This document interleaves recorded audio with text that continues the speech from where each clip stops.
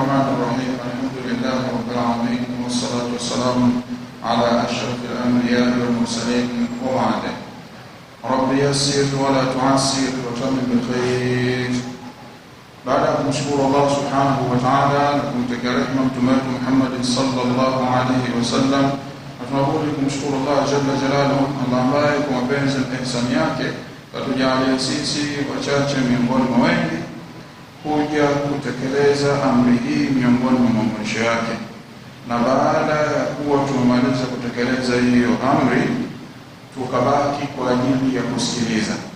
Na tumebaki si kwa sababu hatuna majengo yetu au kwa sababu huyo mzungumzaji tunataka tumpe support. Kuna wakati mwingine nasema huyu wa kwetu, kwa hiyo lazima mcheza kwa utundu.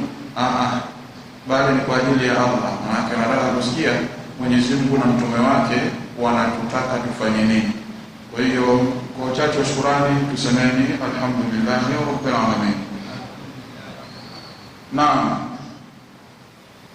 kama alivyozungumza mzungumzaji hapo mwanzo kwamba mada yetu ya leo itahusiana na habari ya kibri. Umekitolea wapi hicho kibri na nani muasisi wa hicho kibri? Sema kila kitu kina asili. Sasa ipi asili ya kibri? Naam, kibri ni ugonjwa miongoni mwa magonjwa ya moyo. Unajua moyo una magonjwa na miongoni mwa magonjwa yake ni kibri. Halafu kibri akamzaa mtoto anaitwa asabia. Huyu asabia ni pasal ya kibri. Manake wakati anasema unajuaje kabila hili ni bora kuliko kabila nyingine, hiyo hali ya ukabila, hiyo hali ya watania, kusema nchi hii ni bora dhidi ya nchi nyingine, hiyo inaitwa asabia. Na maana yake imetokea kule kwenye asili ya kibri. Na kibri tafsiri yake ni nini? Kibri ni batarul haq wa ghamtun nas, ni ile hali ya kuikataa haki, lakini pia ni ile hali ya kuwadharau wengine wao. Kwa hiyo tusharudi sasa sabia, ile hali ya dharau ni matokeo ya kibri. Sasa Mwenyezi Mungu Subhanahu wa Ta'ala anasemaje? Faqad qala jalla jalaluhu ba'da a'udhu billahi minash shaitanir rajim. Anazungumzia kuhusiana na hali za moyo. Anasema thumma qasat qulubuhum min ba'di dhalik fahiya kalhijarati aw ashaddu qaswa wa inna min alhijarati lama yatafajjaru minhu al-anhar wa inna minha lama yashaqqaqu fayakhruju minhu al-ma' wa inna minha lama yahbitu min khashyati Allah wa ma Allahu bighafilin amma ta'malun. Anasema baada ya kupata ukumbusho, badala ya wao wapate mazingatio, mioyo yao ikazidi kupata uzito, ikazidi kupata ugumu. Maana yake kaswatul qalb, ile hali ya moyo kuwa mgumu. Halafu anasema huo ugumu fahia kalhijara, kama yalivyo mawe. Yani mtu anakuwa na moyo mgumu kama jiwe. Halafu Mungu anaongezea anasema, lakini kuna baadhi ya mawe yanawafadhali kuliko mioyo ya watu. Maana yake kumbe mtu ni hatari zaidi kuliko hata mawe. Anasema au ashaddu qaswa. Kwa sababu gani? Wa inna min al-hijarati lama yatafajjaru minhu al-anhar. Kwa sababu kwa hakika kuna baadhi ya mawe hutiririsha mito. Yani kutoka katika mawe huwa kuna maji yanapatikana. Halafu anasema wa inna minha lama yashaqqaqu fa yakhruju minhu al-ma', na mengine upasuka yakatoka maji katika hayo mawe. Wa inna minha lama yahbitu min khashyati Allah, na mawe mengine huanguka kutokana na hofu ya Allah Subhanahu wa Ta'ala. Ule Mwenyezi Mungu Subhanahu wa Ta'ala anasema kama angeteremsha Qur'an, law anzalna hadha al-Qur'ana ala jabalin لرأيته خاشعا متصدعا من خشية الله وتلك الأمثال نضربها للناس لعلهم يتفكرون. Na huu mfano unatolewa kwa watu ili watu wapate mazingatio, lakini kuna watu wana mioyo migumu kuliko hata hayo mawe. Sasa Mtume sallallahu alaihi wasallam alikuja kushughulika na hiki kipande cha nyama. Mtume sallallahu alaihi wasallam anasema inna fil jasadi la mudghah idha salaha salaha al jasad kullu wa idha fasadat fasada al jasad kullu ala wa hiya al-qalb. Anasema katika mwili wa mwanadamu kuna kipande cha nyama. Hicho kipande cha nyama kikitengenezeka, mwili mzima unatengenezeka. Lakini kinyume chake pia ni sahihi. Maana yake kikiharibika hiki kipande cha nyama, basi mwili mzima unaharibika. Kwa nini? Kwa sababu huu moyo ndio remote controller ya mwili. Kule kufanya kwako matendo ya kimwili, basi ni moyo wako umekubali. Moyo wako umekwambia unaweza kufanya jambo fulani, na kweli unaweza kulifanya. Lakini moyo wako ukikwambia huwezi kufanya, basi huwezi kulifanya hilo jambo.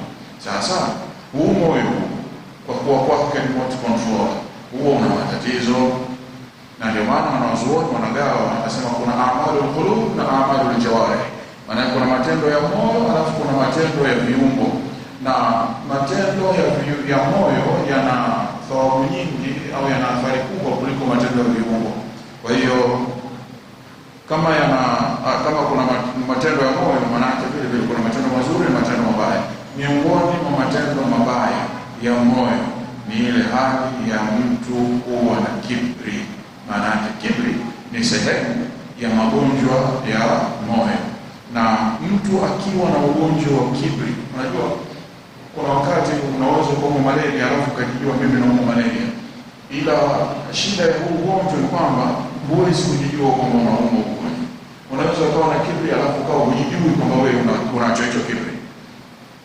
Sasa kwa nini kuna kibri? Wapi limeanza hili tatizo la kibri?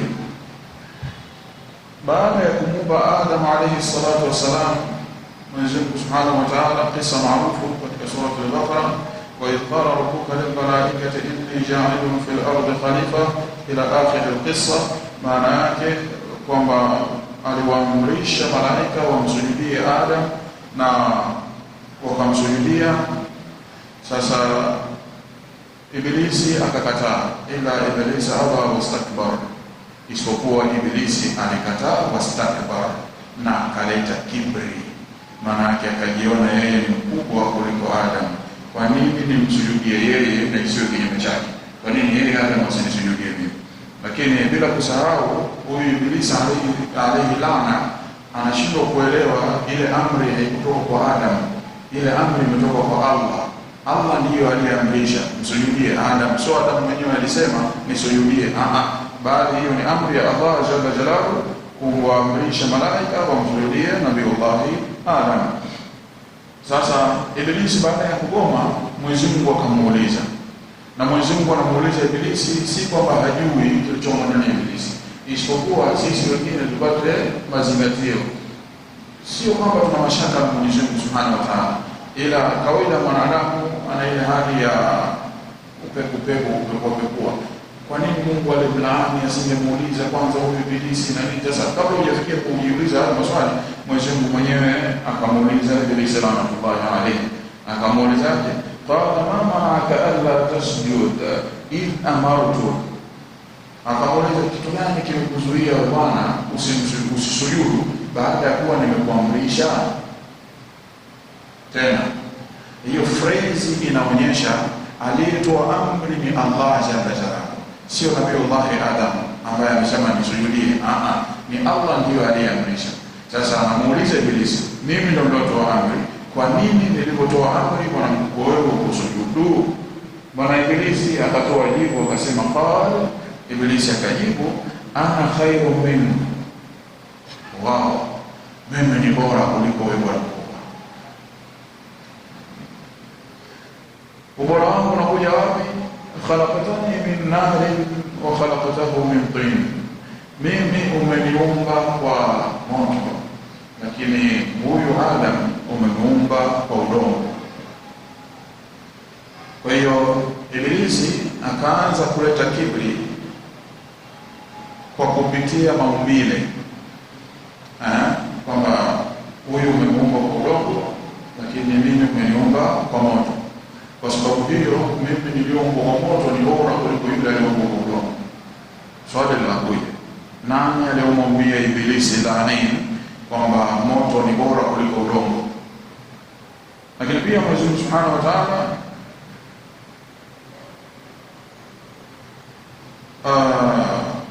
akaendelea kutuambia tena kuhusiana na huyu bwana, akasema tena katika sura Al-A'raf aya 13, qala fa'akum minha fama yakunu laka an tatakabbara fiha fakhruj innaka min as-saghirin.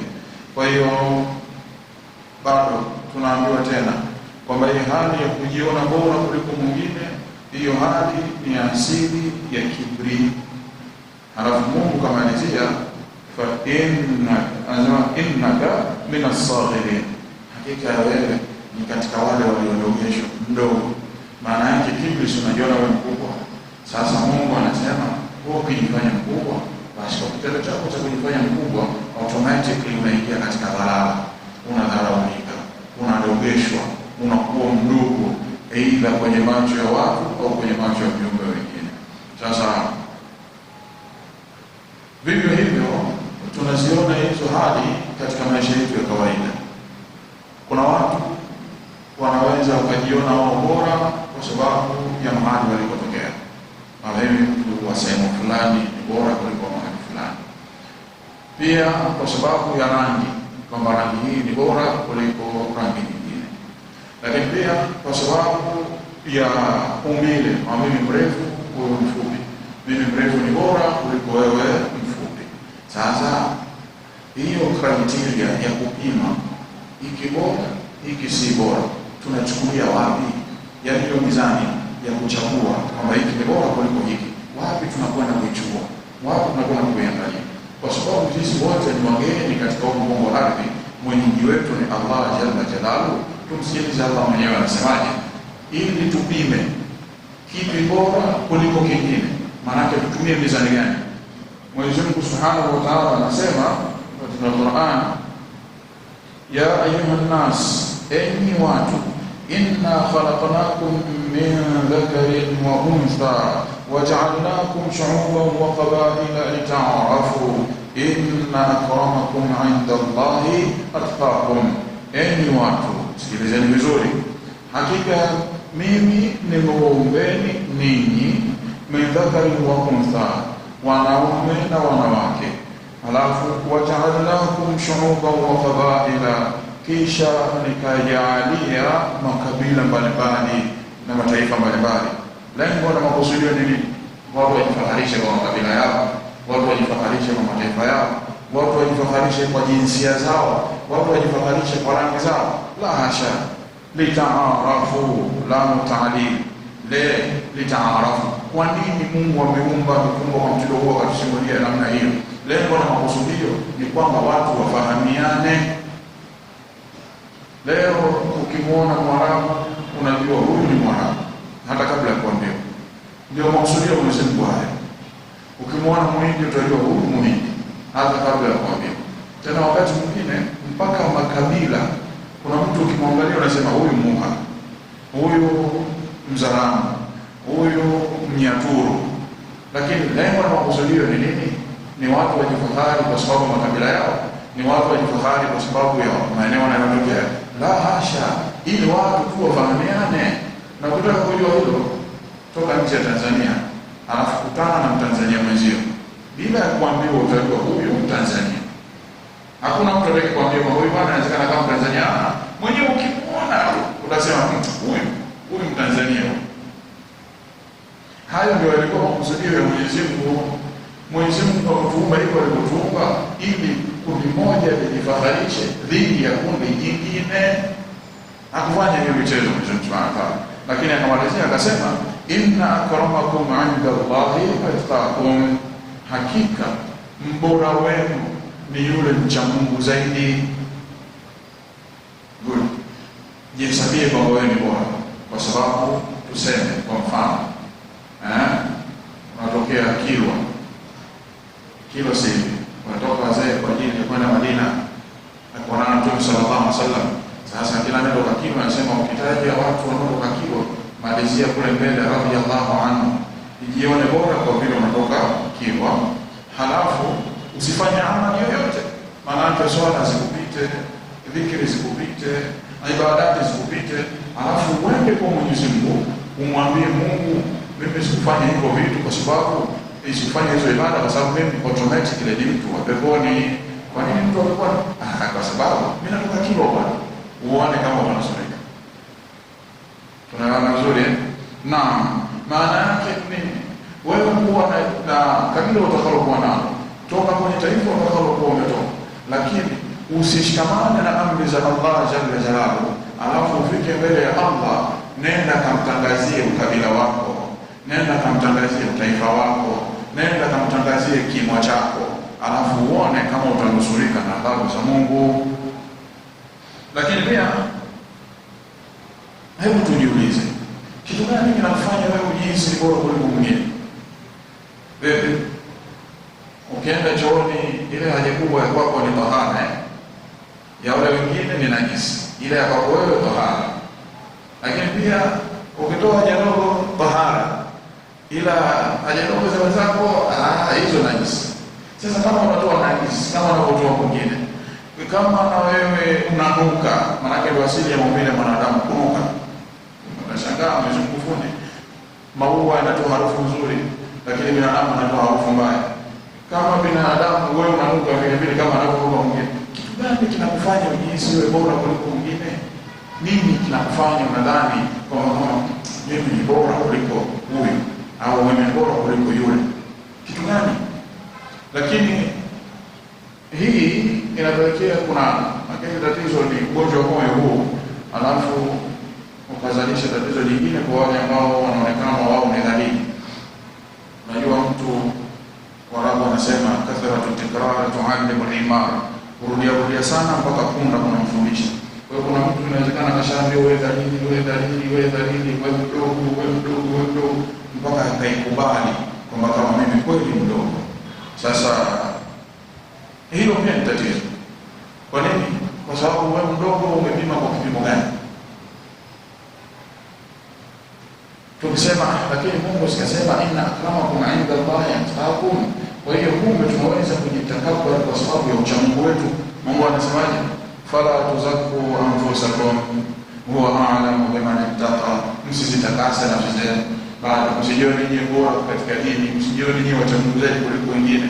Huwa a'lamu biman ittaqa, Mwenyezi Mungu anamjua zaidi nani mcha Mungu. Kwa hiyo kumbe hatuna nafasi ya sisi kujiona bora aidha nje ya dini au ndani ya dini. Maana yake iwe kwa watu wanaotekeleza amri za Allah au kwa watu ambao hawatekelezi amri za Allah. Na kuonyesha kwa binadamu wote sawa, kumbuka maneno ya Mwenyezi Mungu Subhanahu wa Ta'ala pindi alipomtuma Musa alayhi salatu wasalam na ndugu yake Harun kwenda kwa Firaun. Aliwaambia nini? Faqula lahu qawlan layyina, nendeni mkamwambie maneno yaliyokuwa mepesi, maneno laini. Sasa huyu ni khabith al-amal kwa namna ambayo innahu kana aliyan min al-musrifin. Huyu bwana mkubwa alifikia ya ule uovu, yani kama kulikuwa kuna kilele cha uovu bwana Firaun yeye alikifikia. Yani alifikia wakati anamwambia Nabii Allah Musa kwamba kama ninyi mna Mungu mwingine, basi huyo Mungu mlionaye ninyi ni Mungu mdogo. Ana rabbukumul aala, mimi ni Mungu wenu mkuu. Pamoja na hayo, yule Mungu mwenyewe anamwambia Nabii Allah Musa alayhi salatu wasalam. Kumbuke Nabii Musa sio kama tulipo mimi na wewe, ni nabii wa Mungu, alafu alipewa sharafu katika wale ulul azmi min ar-rusul, huyu naye yumo, lakini pia huyu ni kalimullah. Nabii Allah Musa alikuwa akiongea na Mwenyezi Mungu Subhanahu wa Ta'ala bighairi wasitatin, alikuwa hatumii mtu wakati, maana hapakuwa na huyo wakati, sio lazima mpaka aje malaika Jibril aje azungumze naye ndio ajue Mwenyezi Mungu anataka nini.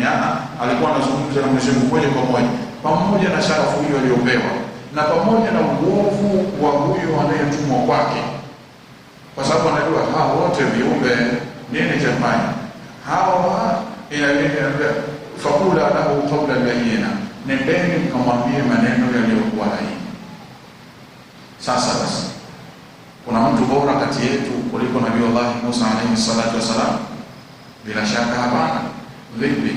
Kuna mtu mwovu kuliko Firauni rahmatullah alayhi? Bila shaka hapana.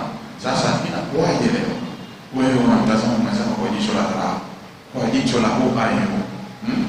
Na wewe nani? Maana wewe nani? Sasa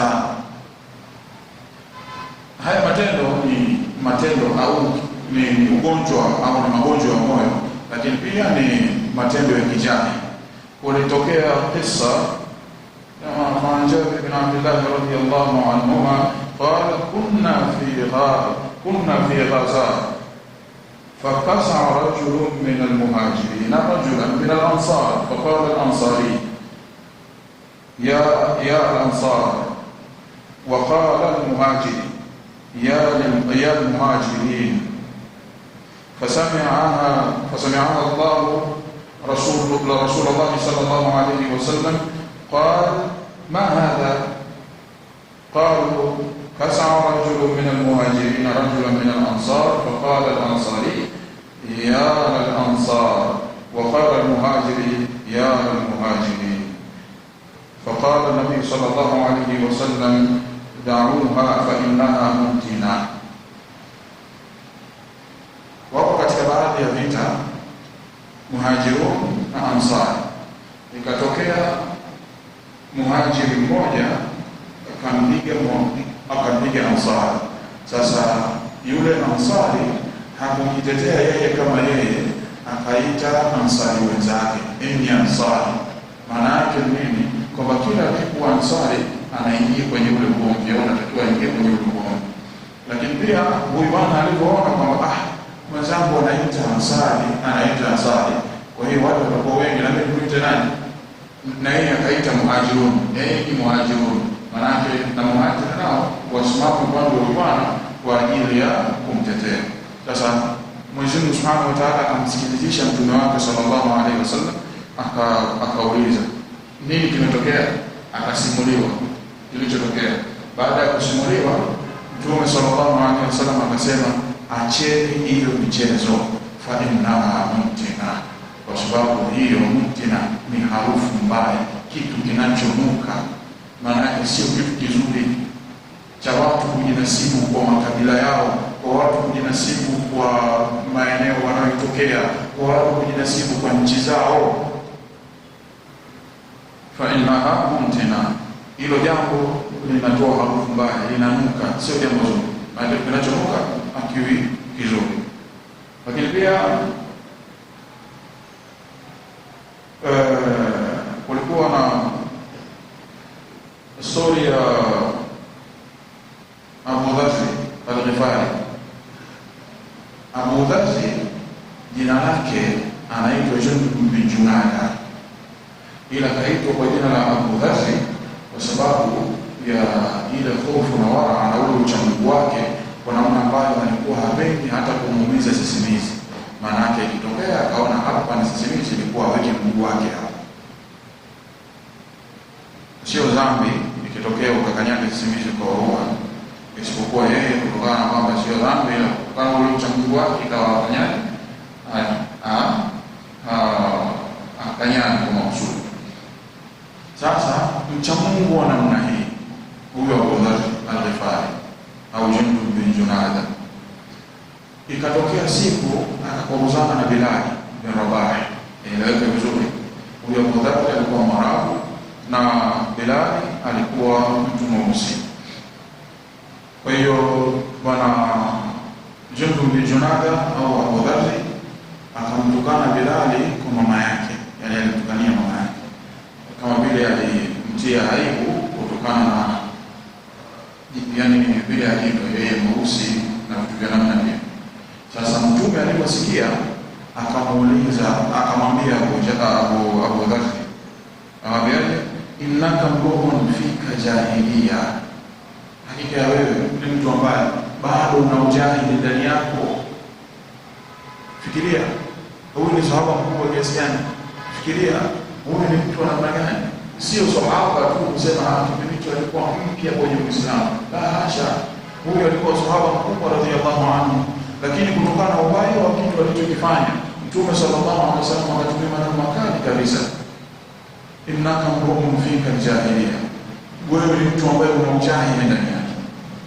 Yani na ujahili maksudi ya wakati mwingine ujahili inakuwa na maana ya kafir, lakini maksudi ya kauli Mtume sallallahu alaihi wasallam kwa Abu Dharr sio kwamba ana ukafir, hapana, ila bado wewe una maradhi ya moyo ya kujiona wewe bora kuliko mwingine.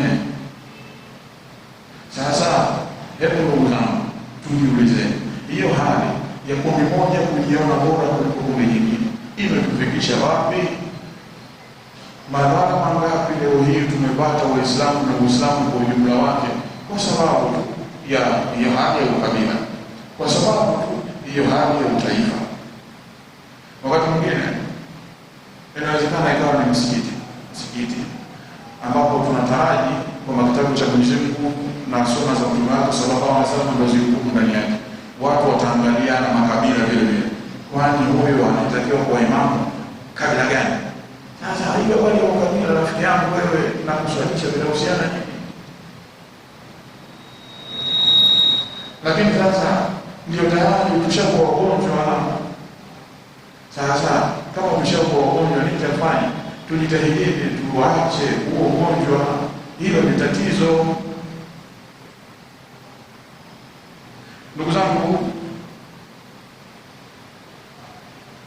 leo hii kwa sababu wanakanuni au watu wa dunia divide and rule, wagawanye kisha watawala. Leo hii tumegawanywa, huyu Mwarabu, huyu Muhindi, yule Mswahili, huyu sijui nani. Matokeo yake nini? Hawa watu wakai pamoja. Kama hawakai pamoja, kutengeneza jamii ya Kiislamu iliyoko madhubuti ni ngumu pia. Ikitokea Muhindi kafungua madrasa, Mswahili anasema mimi ngasoma kwa mimi. Ulisikia wapi hiyo story? Sasa mambo ya rai, kuna kabila lake linahusiana nini? Wale mashaikh wakubwa ambao tuna vitabu vyao vinategemewa katika hadithi, kwa mfano ni mtolea Imam Bukhari rahmatullahi alayhi. Imam Bukhari ambaye ulama wanasema kitabu chake kitu Sahih al-Bukhari ni asahhul kitab ba'da kitabillah, ni kitabu sahihi zaidi baada ya kitabu cha Mwenyezi Mungu Subhanahu wa Ta'ala. Huyu mtu si Mwarabu, huyu mtu alikuwa anatokea Mara Nahar huko maeneo ya Bukhara, Samarkandi, maana karibu na Russia. Tuseme leo kwamba mpaka Mwajemi aje atufundishe hizi dini yetu, kama hamna shida. Sahih Bukhari weka pembeni kama nguvu hiyo nayo. Hii hali maana yake kuna shida mahali, na hiyo shida tunatakiwa tuitatue. Na Mtume sallallahu alaihi wasallam anasema arba'u fi ummati min amri al-jahiliya, mambo manne katika ummati wangu huwa natakiwa yajue. Hayo mambo ni mambo ya kijahili. Mambo gani? Anasema la yatrukuhun. Hii hali, haya mambo manne watu wameingia kwenye Uislamu lakini bado wataendelea kukoma nayo pamoja na Uislamu wao. Mambo gani? Al-faqr fil ansar fil ahsab, watu kujifaharisha. Unamjua babangu wewe, unamjua mjomba wangu, unamjua babu yangu. Lakini pia wata'anu fil ansab, lakini pia hiyo hali ya kumhukumu mtu kwa nasaba yake, kwamba wewe utaniambia nini wewe, na wewe kwa shehe, mbona baba yako si tunamjua alikuwa mlevi mkubwa? Sasa huyo baba yake, huyu yeye, hiyo baada baba yake insha lana na wao mama sisi matendo yetu na wao matendo yao, na hata tazuru wazira tunaweza ukhra, haitakuwa na nafsi moja yenye kuchukulia dhambi nafsi nyingine. Kwa nini mtu ahukumiwe kwa matendo ya baba yake? Good, tuseme mtu anatoka kwenye familia nzuri. Je, kwa sababu ya uzuri wa familia yake utampa salama mbele ya Mungu? Lakini pia jambo jingine akasema wala istiqa bil nujum, lakini pia kuomba mvua kupitia nyota wa niyaha, na kwa kule kuzaliwa kwake Makka tu basi kwa mfano mtu huyu au kumpa mtu huyu haki ya kuingia peponi. Mshawahi kusikia wenyewe wenzangu? Bila shaka hapana. Maana yake mtu hataingia peponi kwa sababu ya nasaba yake, mtu hataingia peponi kwa sababu ya kule kuzaliwa, wala kwa sababu anapotokea, bali kwa ile dini yake. Sasa badala ya sisi kuweka yani kujipambanua kwa nasaba, tunatakiwa tujipambanue kwa nini? Kwa dini. Sasa miongoni mwa madhara ambayo yanapatikana katika kujiona bora kundi moja dhidi ya kundi lingine ni kama hivyo, leo harakati za Kiislamu zimekuwa ngumu kwa sababu ya hali ya makundi. Mwingine anaweza akawa na hela, lakini namna ya kuzifikisha zile hela sehemu husika ikawa ngumu. Anayejua ni mtu wa kabila jingine, maana yake inawezekana Swahili ana hela, halafu namna ya kuendesha ibadati hajui, akaamua asimtafute Mhindi kwa sababu tu kwamba huyu si Mswahili mwenzangu. Sasa maana yake nini? Hiyo tayari tushaumia. Sasa hilo jambo sio jambo zuri, ni jambo baya, na hata katika jamii, yani kuna ile hali ya Waislamu kwa ujumla wake, halafu kuna maisha yetu ya kila siku kwa mtaani. Mtume sallallahu alaihi wasallam anasema, pindi atakapokujieni mtu mkamridhia dini yake na akhlaq zake, fazawijuhu, muozesheni. Kama hamtofanya basi kutakuwa na fitna kubwa. Leo hii ukienda kukosa, hautoangaliwa akhlaq zako, hautoangaliwa dini yako, utaangaliwa utaifa wako, utaangaliwa na mifuko yako. Matokeo yake ni jamii zimeharibika, jamii zimebomoka. Ile dini au yale malengo ya ndoa kwamba mke amsaidie mume katika dini yake, au mume au msaada wa mke katika dini yake, hayako tena. Leo watu wanaweza wakaenda haji, mtu kama anaenda kuhiji na mkewe, wanafika Makka, akumbitisha shopping pale Madina, wanarudi wananuniana. Kisa nini? Madina, kwenda pale Madina, hata kulipitisha kwa dukani kwa kufanya shopping. Kwa hiyo kumbe hii jambo kama vile watu wanakwenda kufanya kama utalii, lakini haya yanatokea wapi? Kwa sababu wale wenye dini waliachwa, watu walioa kwa sababu ya nasaba, watu walioa kwa sababu ya mifuko. Najua kuna hadithi inasema tunka kwa mara, wale watu ambao wanaelewa hiyo tunka kwa mabunio ile majhul au mabunio ala majhul, maana yake sio oweni. Alisema kuolewa mwanamke, sio oweni mwanamke. Na fena hapo ndio kuja Mtume sallallahu alaihi wasallam mwisho, fadhu kwa lidhati hii tabati ya damu, mchagua huyu mwenye dini. Hiyo ndio amri ya Mtume sallallahu alaihi wasallam. Maana yake huko juu, kama ni mali, kama ni nasaba, kama ni jina, kama ni talaka gani, tena nazo. Ikitokea ana dini kisha akawa na hizo sifa zingine, fabiha wanayo, ila isiwe sababu inayokupeleka wewe kuoa au kumwezesha mtu ni hizo sifa tatu zilizotajwa huko juu. Sasa kwa sababu ya ile hali ya uwasabia watu walionayo, kwamba mimi mtu wa pwani nimwozeshe mtu wa bara, haiwezekani hivyo. Nini kinatokea? Jamii zetu zimekuwa shabalabala. Akhera hatupo, duniani tunatafuta. Sasa hii hali tuondekana nayo, nini tunatakiwa tufanye? Namba moja, tajarubati, tufanyeni mazoezi. Mazoezi ya nini? Mazoezi ya tazkia binafsi. Ukikaa peke yako jiulize, kama kuna kale kachembe la kiburi kanakuja kwenye moyo, ujiona wewe bora kuliko wengine, jiangalie. Wewe ni bora katika engo hili, bora wewe katika hili. Kitu gani kinakufanya wewe bora? Kwa sababu ya kabila? Kwa sababu ya kule ulikotokea? Fikiria, Mungu anazungumziaje au Mtume sallallahu alaihi wasallam amezungumziaje ukabila? Kama ni kwa sababu ya utaifa, hebu fikiria vile vile Mungu amezungumziaje hizo habari za utaifa. Halafu ukiwa unafanya hiyo hali ya murataba, astatibu, sababu kawaida kama tunaangalia kusema mwanzo, nasema kathratu tikrari tu'adimu al-himar, kurudia sana mpaka kumda kuna mfundisha. Maana yake kwa binadamu ni baadhi au la, kwa binadamu ni bora zaidi. Maana yake kwa binadamu kusema mara 3 kishatosha. Kuna kama kusema mara 10 anaweza akakuelewa. Ila kwa binadamu maana yake tutakike mara 10. Vivyo hivyo ukiwa kila siku unajikumbusha wewe ni nani, basi itakurudisha kwenye mstari. Tunaona vizuri pesa zangu. Kwa hiyo na hii Ramadhani inaondoka, ni wakati mwafaka sasa kujifanyia tathmini. Sio ugonjwa huu mmoja peke yake, magonjwa ya moyo yako mengi, ila leo tumetaja mmoja tu, ugonjwa wa kiburi. Ila hasadi nayo ni ugonjwa wa moyo. Chuki dhidi ya Waislamu wenzako au dhidi ya watu, unachukia mwingine ukiona kafanikiwa umeumia. Ukimwona jamaa mashallah handsome kidogo umechukia. Ukiona jamaa kwa vizuri akapendeza wewe unakasirika. Sasa huo nao ni ugonjwa mmoja.